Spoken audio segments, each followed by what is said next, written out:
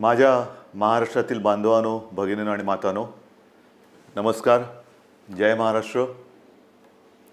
पहिल्या प्रथम आपल्याला कल्पना आहेच की आज मी आमदारकीची शपथ घेतली. त्या मुख्यमंत्री पदाला या महिनाअखेरीस 6 महिने होत आहेत. आज आमदार झालो. हे सगळं काही मी करू शकतो आणि होतो आहे हे आपल्या सर्वांच्या आशीर्वादाच्या जोरावरती आणि शुभेच्छांच्या जोरावरती. साहजिकच आहे, या निमित्ताने मला सर्व राजकीय पक्षांचे, महाविकास आघाडीतल्या सर्व नेत्यांचे, आमदारांचे आभार मानायचे आहेत. कारण एका अत्यंत कठीण अशा परिस्थितीत, म्हणजेच कोरोनाबरोबर चाललेल्या युद्धाच्या परिस्थितीमध्ये निवडणूक होऊ न देता हे सगळं काही बिनविरोधपणाने पार पाडायला सर्वांनी मदत केली. त्यांना सुद्धा मी सगळ्यांना धन्यवाद देतोय. आणि आता पुन्हा जे आपले गेले काही दिवस सुरू आहे त्या विषयावरती येतोच. 17 तारखेला पंतप्रधानांनी जो लॉकडाऊन जाहीर केला होता, दुसरा तिसरा, त्याची मुदत संपली आणि परत पुढचे 15 दिवस म्हणजे 31 मेपर्यंत संपूर्ण देश आणि साहजिकच आहे आपला महाराष्ट्रसुद्धा हा लॉकडाऊनमध्ये आहे. आता तुम्हाला कदाचित असं वाटायला लागलं असेल की मी आलो म्हणजे लॉकडाऊनच जाहीर करतोय. साहजिकच आहे, कोणालाही घरी विशेषतः कामाशिवाय डांबून ठेवणं किंवा बसवणं यासारखी मोठी शिक्षा असू शकत नाही. पण नीट समजून घ्या, मी कदाचित कोणाला आवडत असेल, कोणाला आवडत नसेल की याच्याकडे काही उत्तरच नाही आहेत. हे लॉकडाऊन किती दिवस चालणार, किती काळ लॉकडाऊनमध्ये राहणार, याला काही उत्तर आहे की नाही, हा जो काही चक्रव्यूह आहे हा आपण भेदणार आहोत की नाही, उत्तर कोणाकडेच नाही आहे. जगामध्ये कोणाकडे उत्तर नाही आहे, आपल्या देशातसुद्धा कोणाकडे उत्तर नाही आहे. आणि हे आता सगळ्यांना माहिती झालेलं आहे की जेव्हा एखाद्या युद्धात, विशेषतः ह्या युद्धामध्ये, युद्ध हे नेहमी शस्त्रांनीच लढलं जातं. इकडे आपल्याकडे शस्त्र नाही आहे. एक फक्त अंतर ठेवणं, स्वतःची काळजी घेणं आणि युद्ध जिंकणं, म्हणजे फार विचित्र आहे असे युद्ध. एकतर्फी नक्कीच नाही आहे, कारण आपण पूर्ण ताकदीने युद्ध लढतो आहोत. पण लॉकडाऊन वाढवला का? काही अंशी बरोबर आहे, काही अंशी नक्कीच बरोबर आहे. आपल्याला सर्वांना कल्पना आहे की आजही देशात, विशेषतः महाराष्ट्रामध्ये रुग्णांची संख्या वाढते आहे. मुंबईमध्ये वाढते आहे, ठाणे परिसरात वाढते आहे, पुण्यामध्ये वाढते आहे, संभाजीनगरमध्ये आहे, नाशिकमध्ये, मालेगावमध्ये आहे. या ठिकाणी रुग्णांची संख्या वाढते आहे. आणि ही रुग्णांची वाढती संख्या बघितल्यानंतर साहजिकच आहे मनात प्रश्न निर्माण होऊ शकतो, मग आपण नेमकं करतो काय आहोत, आतापर्यंत आपण केलं काय? मी गेल्याही वेळेला आपल्याला सांगितलं होतं की एक गोष्ट नक्की, की जी काळजी आपण मार्चपासून घ्यायला लागलो, जवळपास आपण कर्फ्यू, संचारबंदीपर्यंत आलो होतो आणि त्याच्यानंतर देशभरात लॉकडाऊन जाहीर केला गेला. जर हे आपण केलं नसतं तर जो एक अंदाज आपल्या देशात, महाराष्ट्रात आणि मुंबईमध्ये किती आत्तापर्यंत रुग्ण झाले असते, किती आत्तापर्यंत त्याच्यात मृत्यू पावले असते, हा अंदाज नुसता बघितला तरी अंगावरती काटा उभा राहतो. आणि म्हणून मी मागेही आपल्याला म्हटलं होतं की अजूनही शृंखला आपण तोडली जरी नसली तरी एक गोष्ट नक्की, की त्याच्या वाढीवरती, गुणाकारावरती नियंत्रण आपण हे नक्की ठेवलेलं आहे. गतिरोधक म्हणून हा जो काही लॉकडाऊनचा काळ आहे त्याचा आपल्याला नक्की उपयोग झालेला आहे. मग आता किती काळ चालणार? नुसता लॉकडाऊनकडे बघून चालणार नाही. रेड, ऑरेंज, ग्रीन, रेडमध्ये सुद्धा कंटेनमेंट एरिया, हे असे जे काही आपण विभाग केलेले आहेत. ग्रीन झोनमध्ये आपण हळूवारपणाने जवळपास सगळं काही उघडायला परवानगी दिलेली आहे, ती अजूनही देत आहोत. आणखीनही तिथले निर्बंध हे येत्या काही काळामध्ये आपण आणखीन शिथिल करतो आहोत. ऑरेंज झोनमध्ये सुद्धा ही शिथिलता आणलेली आहे. रेड झोनमध्ये विशेषतः कंटेनमेंट एरिया आहे, तिथे मात्र अजूनही आपल्याला शिथिलीकरण करणं हे परवडणार नाही, नक्कीच नाही आहे. उद्योगधंद्याच्या बाबतीत काय आहे, मी मुद्दामून आज आपल्यासमोर थोडेसे आकडेवारी सांगणार आहे. काय काय झालेलं आहे, किती काय केलेलं आहे. पहिल्या प्रथम आरोग्यविषयक काय झालेलं आहे, नंतर उद्योगधंद्याच्या बाबतीत काय करतो आहोत. धंद्याच्या बाबतीमध्ये सुद्धा तुम्हाला मुद्दामून मला सांगायचं आहे की नुसतं लॉकडाऊन नाही वाढवत आहोत, आपल्याला ही तारेवरची कसरत करायची आहे आणि ती करतो आहोत. एका बाजूला सुरक्षित राहण्यासाठी लॉकडाऊन म्हणजे सगळं काही थोडक्यात बंद, आणि दुसऱ्या बाजूला हळुवारपणाने काही गोष्टी आपण उघडतो. आजपर्यंत राज्यामध्ये साधारणतः 50,000 उद्योग सुरू करायला आपण परवानगी दिलेली आहे. हा आजचा आकडा आहे. आणि ह्या 50,000 उद्योगामध्ये जवळपास साधारणतः 5-1 लाख मजूर हे काम करायला लागलेले आहेत. तसं बघितलं तर राज्यामध्ये 70,000 उद्योग सुरू करायला आपण परवानगी दिलेली आहेच, पण 50,000 उद्योग हे प्रत्यक्ष सुरू झालेले आहेत. आपल्याला कदाचित हा जो काय एक रेड झोनमधला बेल्ट आहे, म्हणजे मुंबई, पुणे आणि त्याच्या आजूबाजूचा परिसर, इथे जे आपण राहतो आहोत, किंबहुना उदाहरणतः संभाजीनगर असेल, ज्या महापालिका आहेत त्यांच्या परिसरामध्ये आपण हे निर्बंध जरा कडक ठेवलेले आहेत, म्हणून आपल्याला ते जाणवत नाही आहे. पण ह्या विभागामध्ये आपण उद्योगधंद्यांना परवानगी दिलेली आहेच, नक्की दिलेली आहे. हे करताना खास करून मला उद्योगांसाठी काही गोष्टी जाहीर करायच्या आहेत. कारण सगळीकडे आता एक ठप्प, म्हणजे ज्याला आपण म्हणतो ना, पॉजचं बटन दाबलं गेले. जगच असं पॉज झालेलं आहे. सगळं ठप्प, काहीच होत नाही आहे. इकडची गाडी तिकडे होत नाही आहे. असं वातावरण असताना उद्या जे काय आपल्याला एक भरारी घ्यायची, नक्की घ्यायची भरारी घेणारच, कोणत्याही परिस्थितीत घेणार. तिकडे अजिबात मागे पुढे बघणार नाही. खरं म्हटलं तर आपल्या सरकारला आता 6 महिने होत आहेत. नवीन सरकार असताना नवीन स्वप्न आहेत आपली. आपण एक अर्थसंकल्प जाहीर केला काय, त्याच्यात नवीन गोष्टी जाहीर केल्या काय, आणि त्या अंमलबजावणीला सुरुवात करण्याच्या आधीच आपल्याला या संकटाला सामोरं जावं लागतं. ह्या ज्या काही सगळ्या आपल्या योजना आहेत, या योजना कोणत्याही परिस्थितीत आपण अंमलात आणणार म्हणजे आणणारच. त्या एका हिमतीने आपण पुढे जातो आहोत. परंतु नवीन उद्योग येण्यासाठी एक वेगळी स्पर्धा आहे. कोण काय करतंय, कोण काय आणखीन सुविधा देते. महाराष्ट्रापुरतं बोलायचं झालं तर आज आपण महाराष्ट्रामध्ये जवळपास 40,000 एकरपेक्षा जास्त जमीन ही नवीन उद्योगधंद्यासाठी राखून ठेवत आहोत. 40,000 एकरपेक्षा जास्त.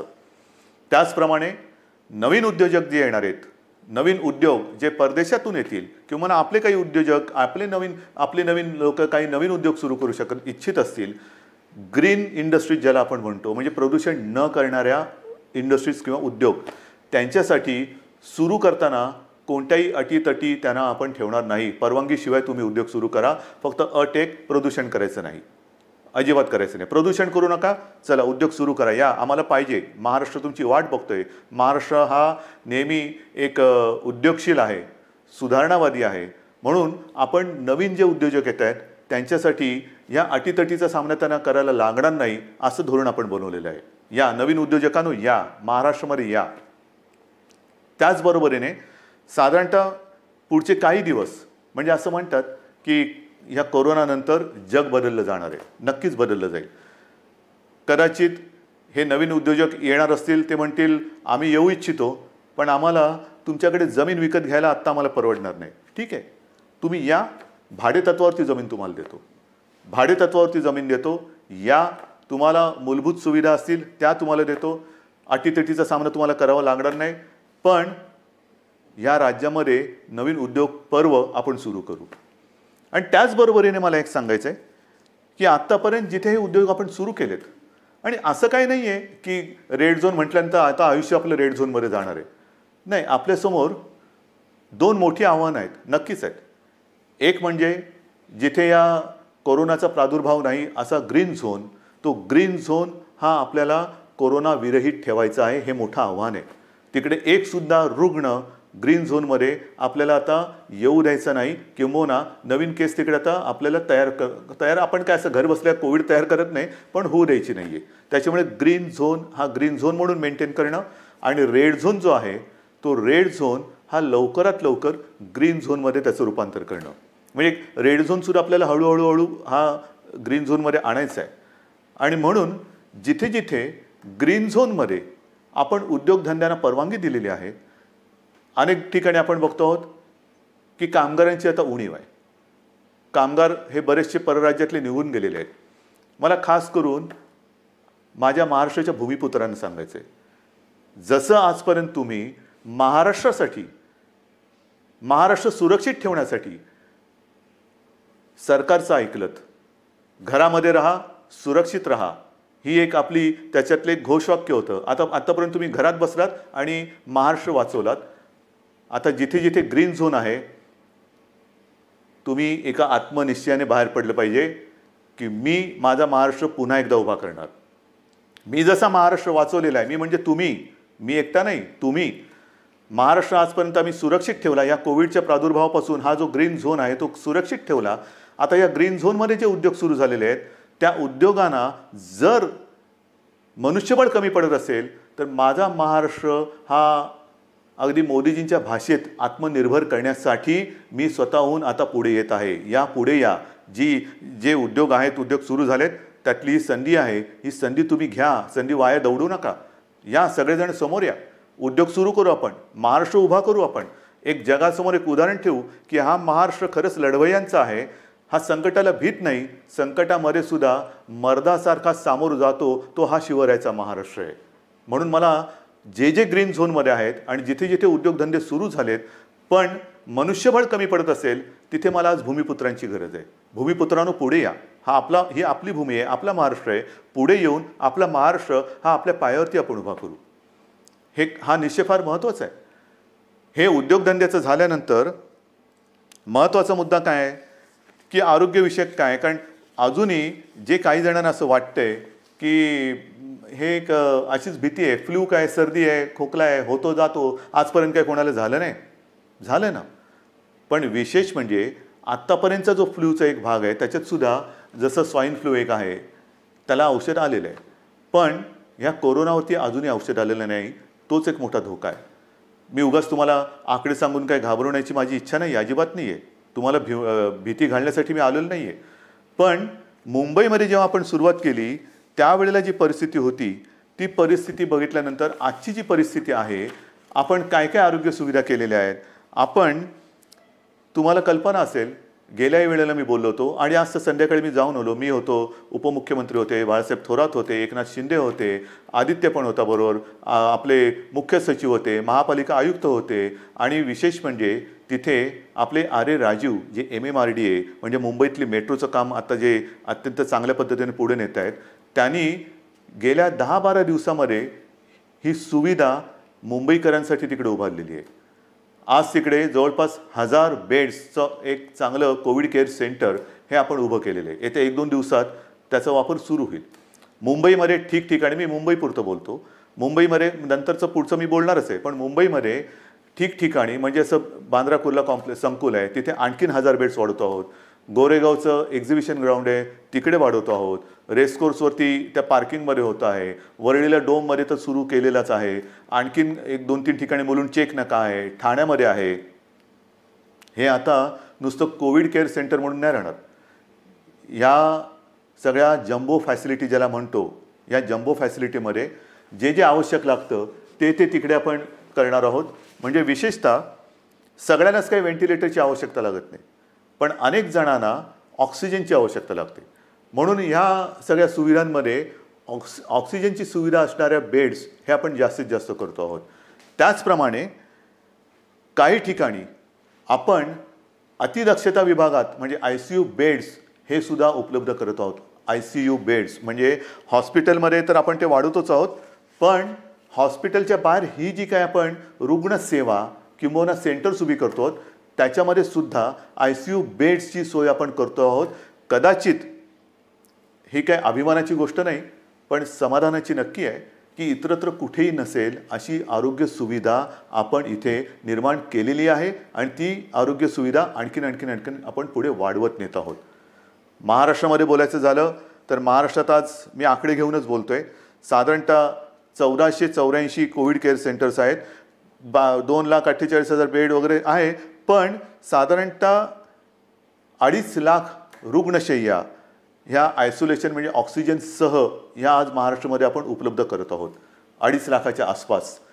आज एक गोष्ट साहजिकच आहे, हे संकट एवढं मोठं आहे की काही वेळेला असं वाटतं की रुग्णांना बेड मिळत नाही आहे.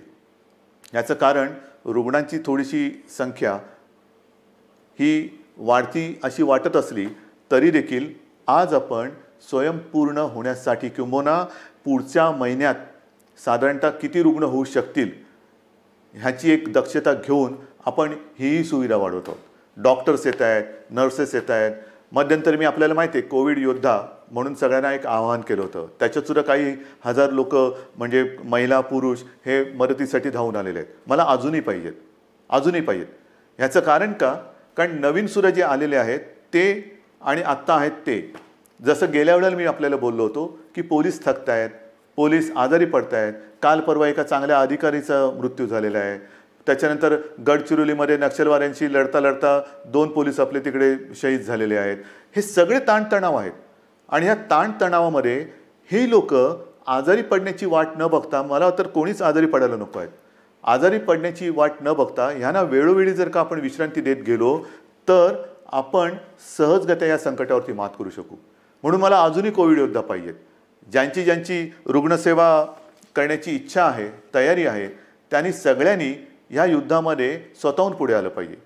याचं कारण असं की आज देखील मुंबई असेल, ठाणा असेल, पुणे असेल, संभाजीनगर ह्या ज्या काही महापालिका आहेत तिकडे नाही म्हटलं तरी जो आपण कंटेनमेंट एरिया म्हणतो, म्हणजे जिथे एखादा रुग्ण सापडला तर त्याच्या आसपासचा काही परिसर आपण सील करतो.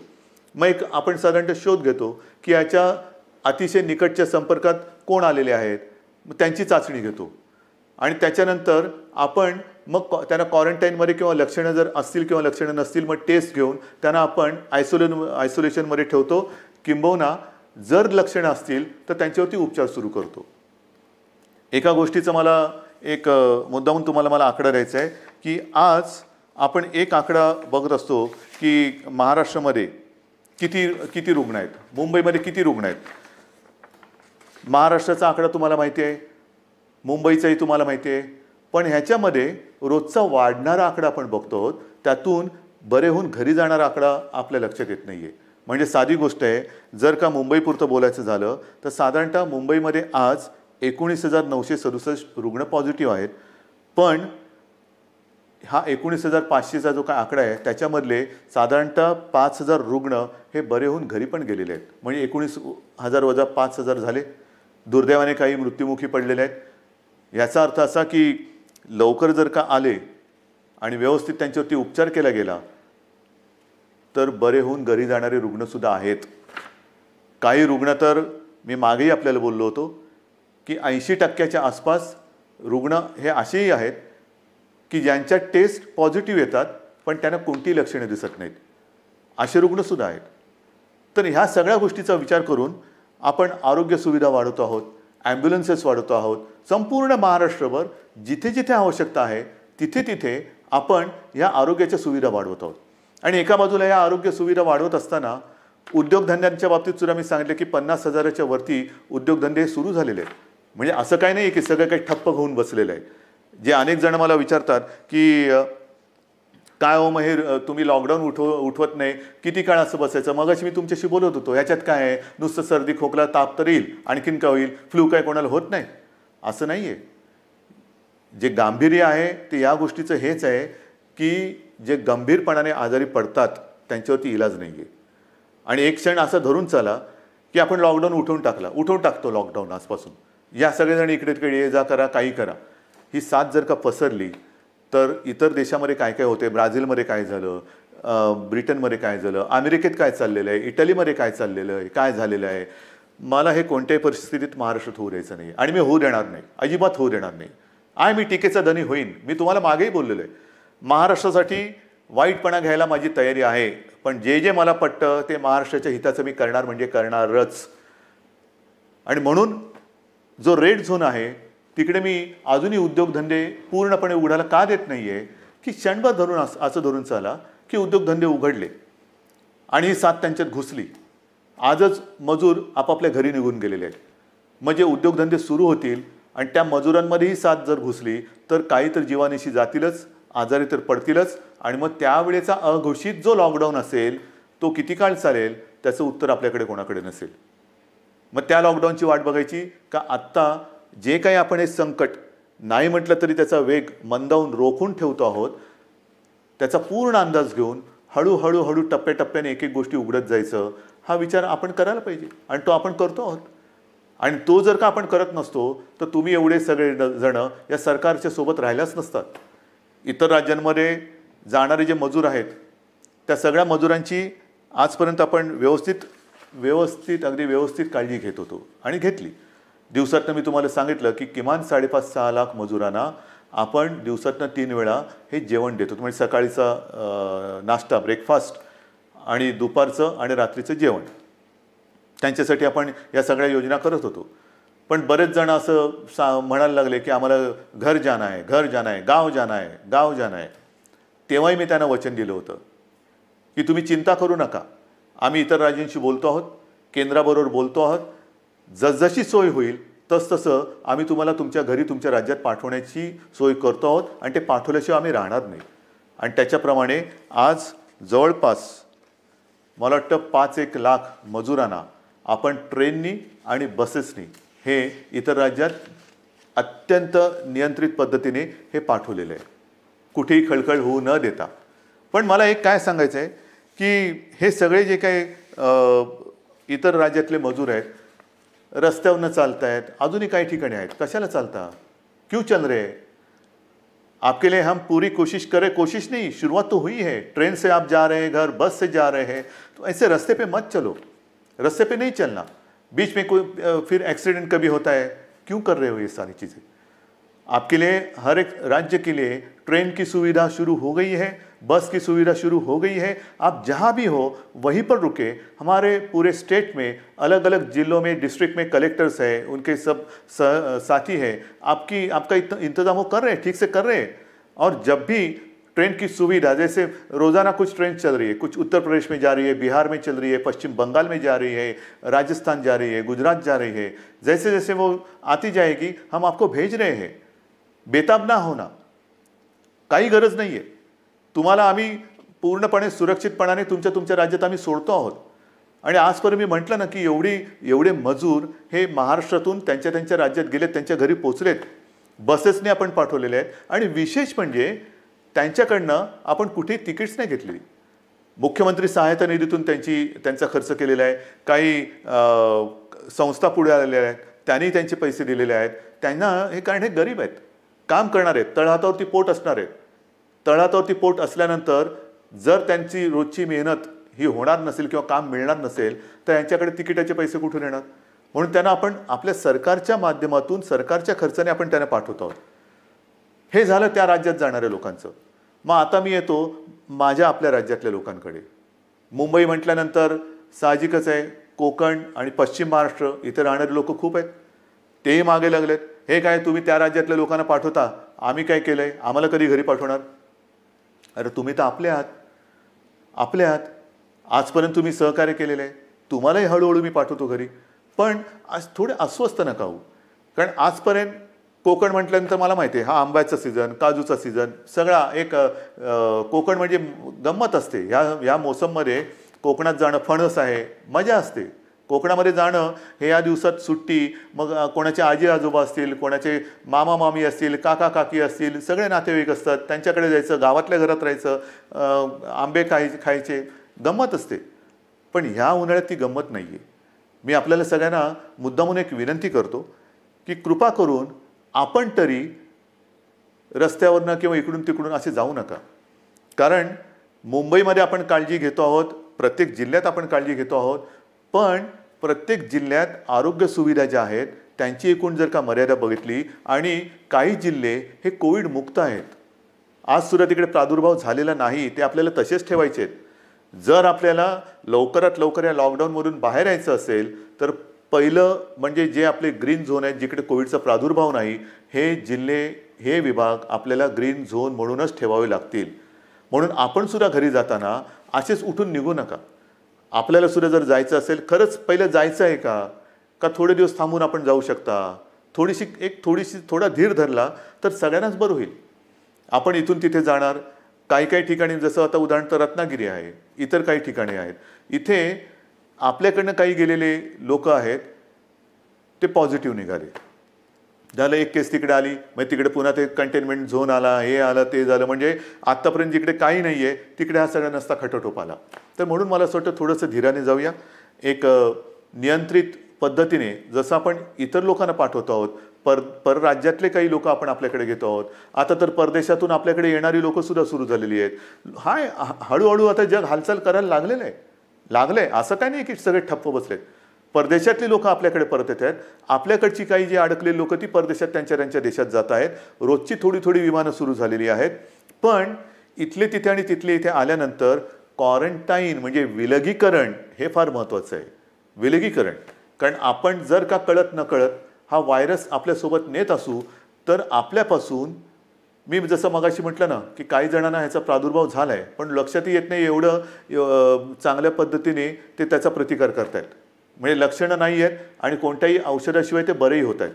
परंतु त्यांना जरी काही झालं नाही आणि होऊ नयेच तरी वाहक म्हणून ते काम करू शकतात. म्हणजे त्यांना काही नाही झालं आणि गेला घरी आणि कळत नकळत व्हायरसचा प्रादुर्भाव झाला असेल तर तो तिकडे दिला व्हायरस, म्हणजे तो इकडचा व्हायरस तिकडे गेला आणि जो तिथे नाही आहे तो पसरून ठेवला.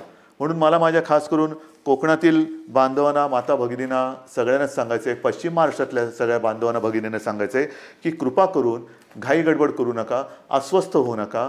हे थोड्या काळापुरती ही परिस्थिती आहे, तिच्यावरती आपण मात करतो आहोत, मात करणार आहोत.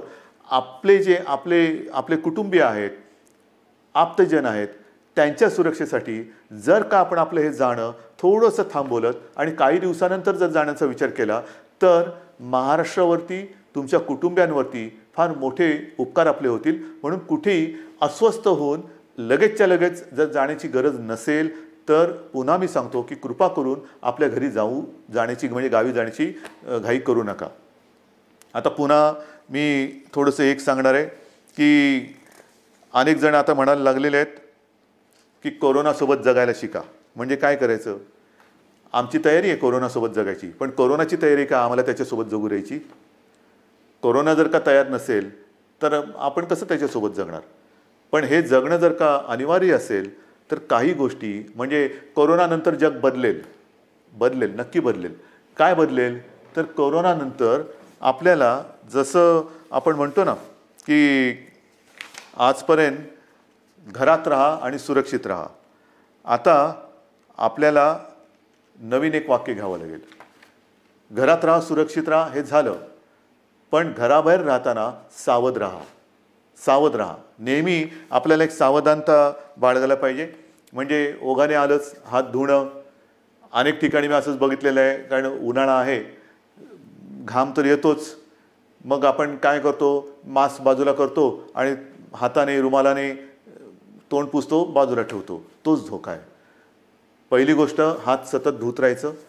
कारण नसताना किंबहुना शक्यतोवर तोंडाला, चेहऱ्याला हात लावायचाच नाही.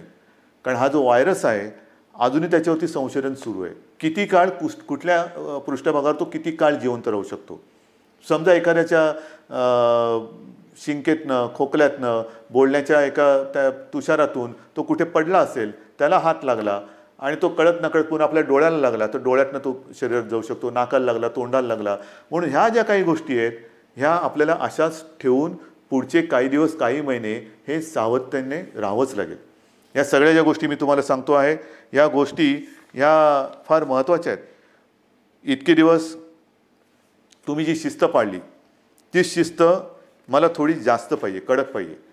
कारण आज देखील जो कंटेनमेंट एरिया आहे किंवा रेड झोन आहे, कारण नसताना लोक बाहेर पडत आहेत. नका पडू. त्याच्यानंतर अजून देखील धार्मिक सण, उत्सव, धार्मिक जमाव यांना कुठेही परवानगी आपण दिलेली नाही, देऊ शकत नाही. कारण जेवढी गर्दी होईल तेवढा हा धोका अधिक वाढणार आहे, अधिक पसरणार आहे. आणि म्हणून सावध राहामध्ये दोन हात अंतर ठेवून, 2 हात दूर राहिलेलं बरं. तसं 2 हात दूर राहून एकमेकापासून आपल्याला राहायचं आहे. तोंडावरती मास्क तर लावायचा आहे, हात सतत धुवायचे आहेत. आणि सरकारच्या सूचना, म्हणजे 31 तारखेपर्यंत जरी लॉकडाऊन हा असा असला तर ह्या गतिरोधक आहे. आजपर्यंत ग्रीन झोनमध्ये जवळपास सगळी बंधने आपण शिथिल केलेली आहेत. महत्त्वाचा मुद्दा, या ठिकाणी आता हळूवारपणाने काही दुकानंसुद्धा आपण उघडायला परवानगी देऊ येत्या काही काळामध्ये. कोणतीही गोष्ट ही सुरू करण्यापूर्वी आम्ही असं ठरवलं आहे, सरकारने असं ठरवलेलं आहे की जनतेला पूर्ण कल्पना द्यायची. कारण काही गोष्टी तुम्हाला कल्पना आहे, आपण उघडायला परवानगी दिली आणि ही जी काही झुंबड उडाली पुन्हा सगळं बंद करावं लागलं. काही देशांमध्ये हेही झालेलं आहे की लॉकडाऊन उठवला झुंबड उडाली, साथ वाढल्यानंतर पुन्हा सगळं बंद करावं लागलं. तसं नाही करायचं. आपल्याला शांतपणाने एखादी गोष्ट आपण सुरू करू, ती सुरूच ठेवायची. एखादी गोष्ट म्हणजे जसं मार्केट असेल, दुकानं असतील, आणखीन काही गोष्टी असतील, उद्योगधंदे असतील, एवढ्या शिस्तीने ते आपल्याला पुढे चालवायचे आहेत की एकदा सुरू केलेली गोष्ट पुन्हा थांबवण्याची वेळ येता कामा नये. आणि म्हणून तुम्हाला मी मध्ये सूचना देत राहीन. काही काही गोष्टी सुरू करण्यापूर्वी, जसं आता उदाहरणार्थ आज 18 तारीख गेली, जून महिना म्हणजे शैक्षणिक वर्ष सुरू होणार. अजूनही काही जणांच्या परीक्षा राहिलेल्या आहेत. परीक्षांचं काय करणार, शाळा कशा सुरू करणार, शैक्षणिक वर्ष सुरू कसं करणार, ऑनलाईन सुरू करणार का प्रत्यक्ष शाळा सुरू करणार, हे सगळे मोठे विषय आहेत. मोठे विषय आहेत. आणि कोणत्याही परिस्थितीत शैक्षणिक वर्ष आपल्याला वाया जाऊ द्यायचं नाही, जाऊ देऊच शकत नाही आपण. शाळा कशा सुरू करायच्या, त्याच्यात खबरदारी काय घ्यायची, शिक्षण कसं सुरू करायचं, शाळा कॉलेजेस आली, ॲडमिशन्स आल्या, कशा करायच्या, कुठे आपण काय करू शकतो, याही विषयी आपला विचार सुरू आहे. आणि माझी तर इच्छा अशी आहे की हे जे संकट आहे हे कोणत्याही परिस्थितीत आपल्याला पावसाळ्यापूर्वी संपवायचं आहे. पावसाळ्यापूर्वी हे संपवायलाच लागेल. कारण जून महिना सुरू झाल्यानंतर शाळा कॉलेजेस यांचे प्रवेश, त्यांची शैक्षणिक वर्ष हे सगळं सुरू करावं लागतं आहे. आणि या सगळ्याचा विचार करता मला असं वाटतं, जो वेग मी तुम्हाला मगाशीच सांगितलं, मी आकडे माझ्याकडे आहेत, साधारणतः मे किंबहुना एप्रिल शेवटापर्यंत महाराष्ट्रामध्ये काय रुग्णसंख्या झाली असती, ही संख्या जर का आपण बघितली असती तर थरकाप उडाला असता. मे मध्यामध्ये काय संख्या होऊ शकली असती, काय संख्या होऊ शकते, मे एंडला काय होऊ शकते, हे जे आकडे आपल्यासमोर शक्यता म्हणून येत होते किंवा येत आहेत, ते बघितल्यानंतर हे थरकाप उडवणारे आकडे. पण तिथपर्यंत आपण पोचलो नाही आणि तुम्हाला मी पोचू देणार नाही, अजिबात देणार नाही. जोपर्यंत तुमचा आणि माझा विश्वासाचा धागा हा मजबूत आहे, तोपर्यंत मला खात्री आहे, नवे माझ्यात आत्मविश्वास आहे की हे संकट आपण नुसतं दूरच नाही तर परतून लावल्याशिवाय राहणार नाही. आणि म्हणून मला असं वाटतं, मलाही काही आनंद होत नाही आहे, अजिबात होत नाही की मुख्यमंत्री झालो आणि हे बंद ते बंद ते बंद. म्हणजे पूर्वी मुंबई बंद, भारत बंद आपण करत होतोच, पण हे अशा पद्धतीने नाही. हा बंद कोणालाच परवडणार नाही. आता आपल्याला सगळं पुन्हा एकदा जनजीवन हे रुळावरती आणायचं आहे. जनजीवन हे पुन्हा आपल्याला सहजतेने जगायला सुरुवात करायची आहे. पण ह्याची एक आता अशी शक्यता नव्हे, खात्री वाटते की हे जनजीवन पूर्ण सुरळीत व्हायला काही काळ हा जावा लागणार. जेवढी स्वयंशिस्त आपण अधिक पाळू, तेवढे लवकर आपण ह्या बंधनातून मुक्त होऊ. जेवढी लवकर आपण या कोरोनाची साखळी तोडण्यात यशस्वी होऊ, तेवढं लवकर आपण सगळे बंधनमुक्त होऊ. आणि म्हणून पुन्हा एकदा मी तुम्हाला सगळ्यांना विनंती करतो आहे की जे काही सरकार करतं आहे ते केवळ आणि केवळ कोणताही धोका या महाराष्ट्राला, महाराष्ट्रातल्या माता भगिनींना, बांधवांना होऊ नये, त्याकरता ही पावलं उचलत आहे. साहजिक आहे, तुम्ही अस्वस्थ आहात, तुम्ही बेचैन आहात, कधी हे उघडणार हा प्रश्न जसा तुम्हाला आहे तसाच तो सर्वांना पडलेला आहे. पण जे काही करतो आहे ते केवळ आणि केवळ आपल्या सर्वांच्या हितासाठी करतो आहे. आजपर्यंत जसं तुम्ही सरकारला सहकार्य केलं तसंच सहकार्य याही पुढील काळात कराल अशी खात्री बाळगतो. आणि लवकरात लवकर ही साखळी तोडून आपण बंधनमुक्त होऊ ही आशा बाळगतो. जय हिंद, जय महाराष्ट्र.